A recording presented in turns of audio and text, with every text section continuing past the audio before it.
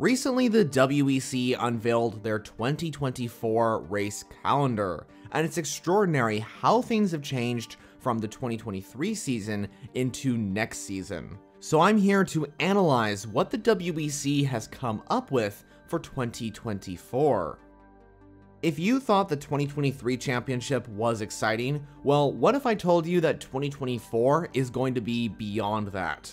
2024 is mainly going to be exciting because of the grid itself. GTE-AM is now gone. It is replaced by LMGT3. GT3 spec rules will be in place for the GT category of the WEC.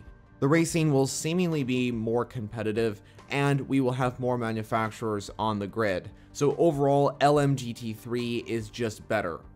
Hypercar also sees a massive boost in competition for 2024, with 4 new manufacturers joining in the form of Alpine, BMW, Lamborghini, and Isotta Fraschini.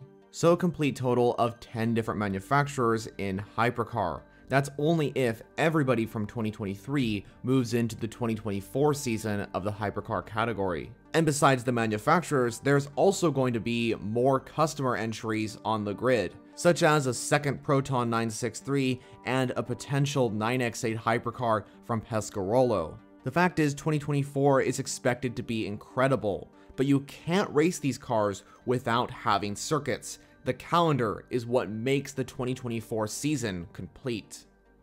So let's take a look. This is the 2024 World Endurance Championship schedule. It has 8 rounds, so 1 more round than 2023, but there is some massive changes from last season, and I'm here to talk all about it. Straight off the bat, I'm sure you can tell that Sebring is no longer the first round of the season. The American circuit is actually not on the WEC calendar in 2024. So the only way we will see endurance racing action at the classic Florida circuit will be at IMSA's 12 Hours of Sebring, so make sure to tune into that when IMSA heads there for their second round. The first round of the season is actually going to be held in the Middle East in the country of Qatar. On March 2nd, the first round of the season will begin at the Losail International Circuit. Qatar is making their debut in the World Endurance Championship, and of course holding the inaugural race of the 2024 season. Qatar will also hold the official prologue session of 2024. That will take place from February 24th till the 25th. Like round 1, the WEC travels to a new circuit for round 2. And that of course is Imola. The first ever 6 hours of Imola will take place on April 21st. It is great to see a historic circuit such as Imola on the schedule, and I cannot wait for the 6 hours of Imola to begin. But it is worth mentioning that Monza will not be on the 2024 calendar. So considering that Monza has held some incredible racing in the past of the WEC, I'm sure you're asking, why is it not on the calendar? Well, there's a whole story behind that, and I've made a separate video that entails Monza's removal from the 2024 calendar. I will link the video in the description and at the end of this video so you can go watch it. For round 3 and 4, there are no changes from 2023 in terms of the tracks. The 6 hours of Spa will once again be the 3rd round of the season. There is no way that Spa wouldn't be on the calendar. It's a classic endurance racing track. And round 4 will once again be the crown jewel of the World Endurance Championship, the 24 Hours of Le Mans. For 2024, the 92nd edition of Le Mans will take place on June 15th through the 16th. So the middle of June will be when we race at Le Mans. Now the next 2 races I am very surprised to see on the calendar, but I welcome that surprise because it's good to see Sao Paulo back in the WEC. Brazil will once again have endurance racing as the WEC returns to Sao Paulo for the first time since 2014. The Interlagos circuit will host the 6 hours of Sao Paulo on July 14th. Now with Sebring gone, there was a fear that we would not return to any United States-based circuits for the WEC. But fear not, the WEC is returning to Austin, Texas, and we will be racing around the Circuit of the Americas on September 1st. It's good to see endurance racing return to COTA. I believe the last time we had racing here was back in 2020 when Rebellion Racing took victory with the #1 car. In fact, I believe that was Rebellion's last win in the World Endurance Championship. After going stateside, the WEC heads to the wonderful country of Japan on September 15th for the 6 hours of Fuji. Fuji will once again hold an endurance racing event with Japan back on the calendar for round 7. And once again, the WEC returns to the Middle East for the race in Bahrain. Round 8 will be on November 2nd as the 8 hours of Bahrain kicks off the final race of the 2024 season. Now, I talked about this in my calendar review for IMSA's 2024 schedule, but a major factor that impacts all endurance racing is scheduling conflicts. The WEC does have a few of them, so I want to go over the conflicting calendars. The first one is the 6 hours of Imola, which is the WEC's second round. This conflicts with IMSA's schedule, as it takes place on the same weekend as the Grand Prix of Long Beach.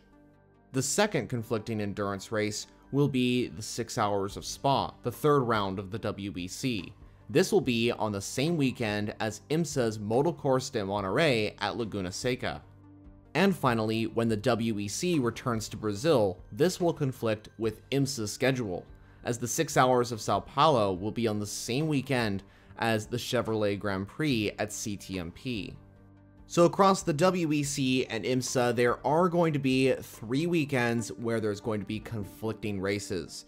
But remember, because there is so much endurance racing scheduled for 2024, more than other years in fact, there is not a lot of space to have a perfect calendar. There are so many variables to consider when creating a calendar for motorsport. So in my opinion, I don't think there was a way to have every single race in the WEC stand alone on its own weekend. I think from 2023 to 2024, there is a massive change in the list of races on the WEC calendar. In 2024, the WEC will not be racing on some of the circuits that we visited in 2023. The tracks include Sebring, Portimao, and Monza. But it's not like the WEC is saying we're not going to hold this race in 2024. No, there is understandable reasons why the tracks are not on the calendar for next year. Just look at Monza. They are resurfacing the track when the race was supposed to take place. Like I said before, I explained the whole situation in another video. But my point is, there are reasons why tracks like Monza are not on the 2024 calendar. But the great news is the WEC has done an excellent job in bringing in new and returning circuits for 2024.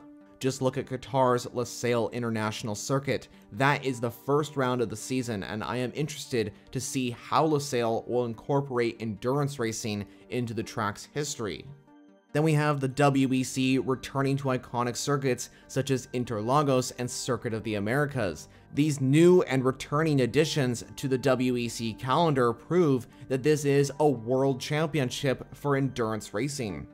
Personally, I really like this calendar. Even though there's no tracks like Monza or Sebring, there is still that endurance racing feel, and I think the WEC has come up with something truly incredible for next season. So that's my analysis on the World Endurance Championship schedule for 2024. What do you think of the calendar that the WEC has come up with for next season? Let me know all your thoughts on that topic down in the comments. Thanks for following along. If you want to see more endurance racing content, especially on IMSA and WEC, make sure to hit the subscribe button to the left. Also, check out one of the suggested videos I put to the right of your screen. So thank you for watching, and I'll see you in the next one.